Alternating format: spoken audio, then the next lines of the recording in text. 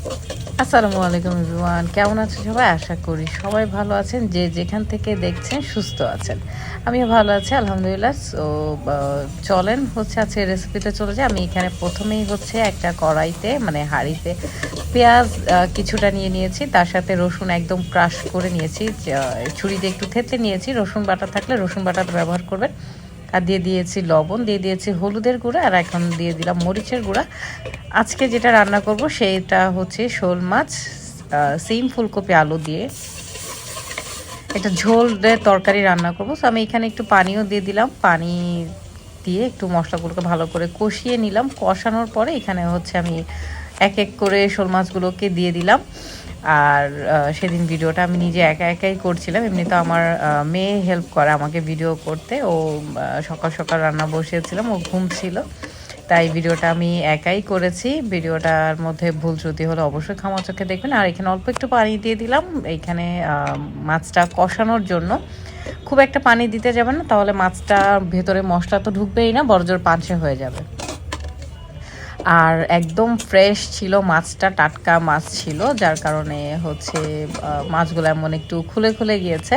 আপনারা খেয়াল করে দেখবেন, যখন টাটকা মাছ রান্না করবেন তখন মাছগুলো দেওয়ার পরে একটু খুলে খুলে আসবে, কারণ মানে টাটকা মাছটা একটু অন্যরকম স্বাদ লাগে বা অন্যরকম টেক্সচার আসে, যেটা নাকি ফ্রিজে রাখার পরে ওই মাছটাতে আসবে না।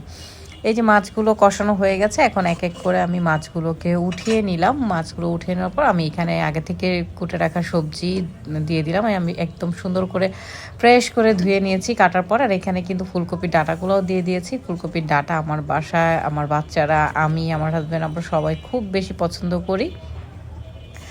আর যেহেতু শীতের সিজন, তো সিম ফুলকপি আলু দিয়ে তরকারি কিন্তু অনেক বেশি মজা হয়।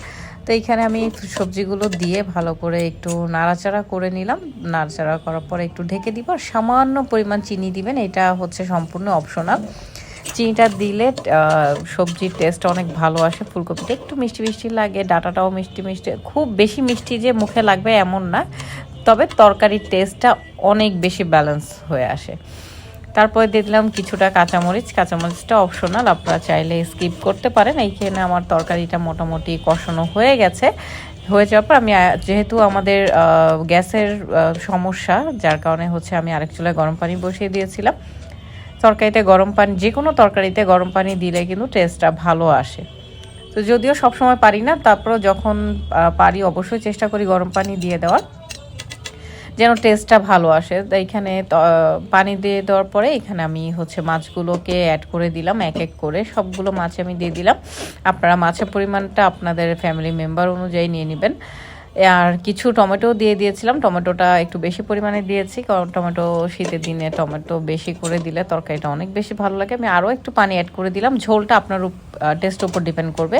আমি এই শীতের দিনের সবজিটা আসলে সবজি তরকারি একটু ঝোলঝোলি ভালো লাগে দেখে আমি একটু ঝোলঝোলি রাখবো। আমার রান্নাটা মোটামুটি একদমই কমপ্লিট হয়ে গেছে। এখন ধনিয়া পাতা দিয়ে কিছুক্ষণ চুলায় রেখে হচ্ছে আমি তরকারিটা একদম নামিয়ে ফেলবো। আর এই রেসিপিটা ফলো করে তরকারি রান্না করে খেলে বাসার সবাই একদম তৃপ্তি নিয়ে ভাত খাবে, বিশ্বাস করেন, একদম পেট ভরে ভাত খাবে। আর যখন একটা মানুষ পেট ভরে ভাত খায়, তখন কিন্তু তার মুখ দিয়ে সে কিছু না বললো, তার ভেতর থেকে রু থেকে কিন্তু দোয়া অটোমেটিক্যালি চলে আসে এবং আল্লাহ অনেক বেশি খুশি হয়। তো অবশ্যই হচ্ছে এই রেসিপিটা ফলো করে রান্না করবেন, আর এইভাবে রান্না করে খাবেন, আর আমাকে কমেন্টে এসে জানাবেন কেমন হয়েছে। আল্লাহ হাফেজ।